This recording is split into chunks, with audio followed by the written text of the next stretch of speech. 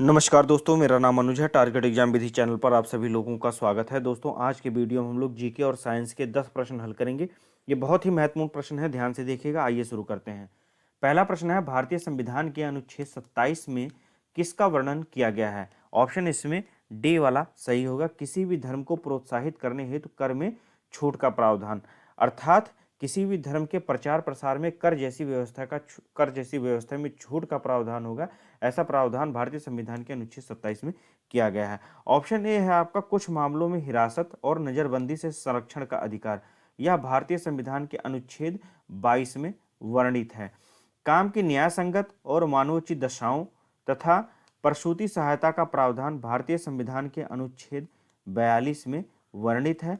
कृषि एवं पशुपालन संगठन अनुच्छेद 48 में वर्णित है। आइए देखते हैं आगे। दूसरा प्रश्न है, निम्नलिखित में से कौन सा अनुष्ठानिक लोकनृत्य राजस्थान से संबंधित है? ऑप्शन इसमें बी वाला सही होगा, डांडिया गैर। डांडिया गैर का संबंध राजस्थान से। यदि आपसे एग्जाम में पूछता है डांडिया के बारे में या डांडिया रास के बारे में, तो आपको गुजरात राज्य लगाना है। यह गुजरात का नृत्य है, जबकि डांडिया गैर राजस्थान का है। कोलम थुल्लाम की बात करें तो यह केरल राज्य का एक अनुष्ठानिक लोक नृत्य है।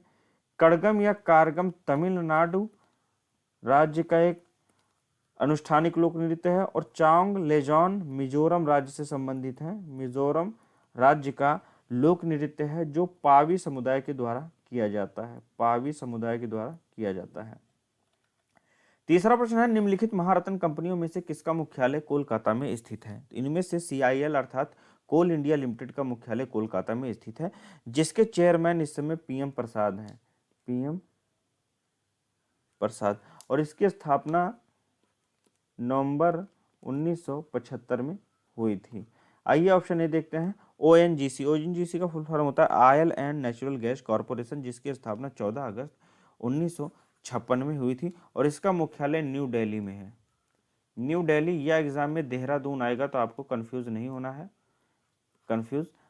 है, देहरादून भी आ सकता है। और इसके जो चेयरमैन है इस समय और CEO अरुण कुमार सिंह हैं। अरुण कुमार सिंह। ऑप्शन सी है आपका BPCL, Bharat petroleum corporation limited. इसकी स्थापना 24 जनवरी 1976 में हुई थी। इसका हेडक्वार्टर मुंबई में स्थित है। और इसके चेयरमैन है G Krishna Kumar. Option D है आपका OIL, ऑयल इंडिया लिमिटेड। इसका जो मेन हेडक्वार्टर है तो दुलियाजान में स्थित है। दुलियाजान आसाम में पड़ता है। यदि आपसे नोएडा पूछेगा या कोलकाता होगा एग्जाम में या जोधपुर होगा या गुवाहाटी होगा, तो आपको इन चारों ऑप्शंस में से कोई भी ऑप्शन होगा तब भी जो है ऑयल इंडिया लिमिटेड के बारे में सही ही लगाइएगा। और इसके चेयरमैन इस समय डॉक्टर रंजीत रथ हैं। चौथा प्रश्न है, 10 जून को कौन सा दिवस मनाया जाता है? दोस्तों, 10 जून को विश्व भूगर्भ जल दिवस मनाया जाता है। ऑप्शन इसमें डी वाला सही होगा। विश्व पर्यावरण संरक्षण दिवस मनाया जाता है 26 नवंबर को। विश्व प्रवासी पक्षी दिवस मनाया जाता है 8 मई को। और विश्व मौसम विज्ञान दिवस मनाया जाता है 23 मार्च को। पांचवा प्रश्न है, केचुआ पालन का संबंध किससे है? केचुआ पालन का संबंध है वर्मी कल्चर से। वर्मी कल्चर केचुओं का उपयोग करके जैविक कचरे को पोषक तत्वों से भरपूर खाद में बदलने की एक प्रक्रिया है, इसे ध्यान रखिएगा। ऑप्शन इसमें ए वाला सही होगा। और एपीकल्चर में मधुमक्खी पालन किया जाता है, मधुमक्खी पालन। पिसीकल्चर में मत्स्य पालन किया जाता है। और ओलेरी कल्चर में सब्जियों के उत्पादन होता है। छठवां प्रश्न है, इब्राहिम लोदी और बाबर के मध्य कौन सा युद्ध हुआ था? तो इब्राहिम लोदी और बाबर के मध्य पानीपत का प्रथम युद्ध हुआ था। ऑप्शन इसमें ए वाला सही होगा। यह 21 अप्रैल 1526 को हुआ था। और इसमें बाबर विजयी हुआ, इसने मुगल वंश की स्थापना की। और इब्राहिम लोदी हारा तो लोदी वंश का खात्मा हुआ था। खानवा का युद्ध हुआ था राणा सांगा और बाबर के मध्य में। बाबर इसमें विजयी हुआ था। यह युद्ध 17 मार्च 1527 को हुआ था। इसी के एक वर्ष के बाद चंदेरी का युद्ध होता है बाबर और मेदिनी राय के बीच। मेदिनी राय और बाबर के मध्य इस युद्ध का यह युद्ध 29 जनवरी 1528 को हुआ था, इसमें भी बाबर विजयी हुआ था। ऑप्शन डी है घाघरा का युद्ध। घाघरा का युद्ध दोस्तों 6 मई 1529 को हुआ था बाबर और अफगानों के मध्य, और इसमें भी बाबर विजयी हुआ और अफगान हार गए थे। सातवां प्रश्न है निम्नलिखित में से किस संगठन की स्थापना देवेंद्र नाथ ठाकुर ने की थी? ऑप्शन इसमें डी वाला सही होगा।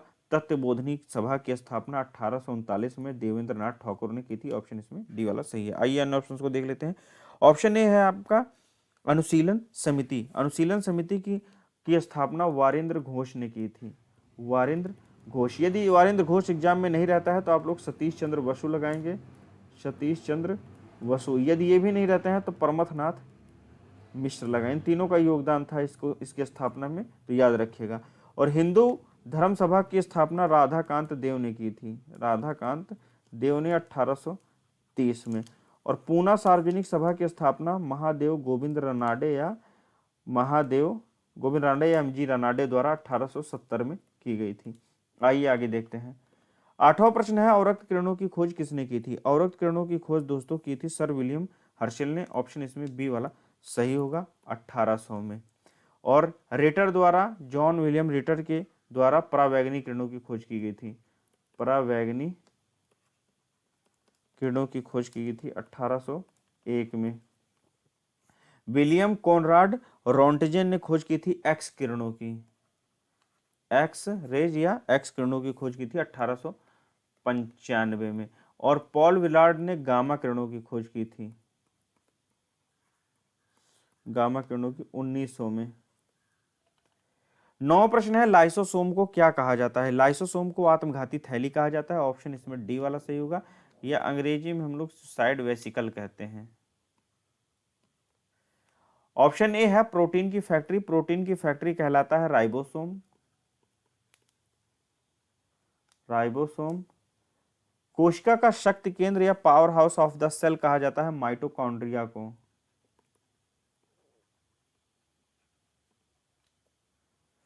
कोशिका का यातायात प्रबंधक या ट्रैफिक पुलिस कहते हैं गोल्जी को या गोल्जी बॉडी को।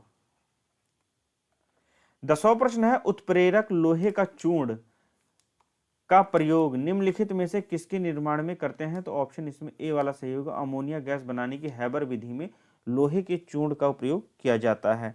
वनस्पति तेलों से कृत्रिम घी बनाने की विधि में हम लोग निकेल का प्रयोग करते हैं।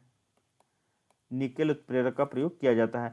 अल्कोहल से ईथर बनाने की जो विधि है इसमें उत्प्रेरक गर्म एल्यूमिना यूज होता है, गर्म एल्यूमिना। और क्लोरीन गैस बनाने की डेकन विधि में क्यूप्रिक क्लोराइड का उपयोग होता है, क्यूप्रिक क्लोराइड। क्लोरीन गैस बनाने के लिए डेकन विधि में क्यूप्रिक क्लोराइड का उपयोग करते हैं। तो दोस्तों आज के वीडियो में ये थे जीके और साइंस के 10 प्रश्न। मुझे आशा है कि आपके एग्जाम में आपकी मदद करेंगे। इसी तरह के वीडियोज में लेकर आता रहूंगा। मिलते हैं अगले वीडियो में, तब तक के लिए नमस्कार।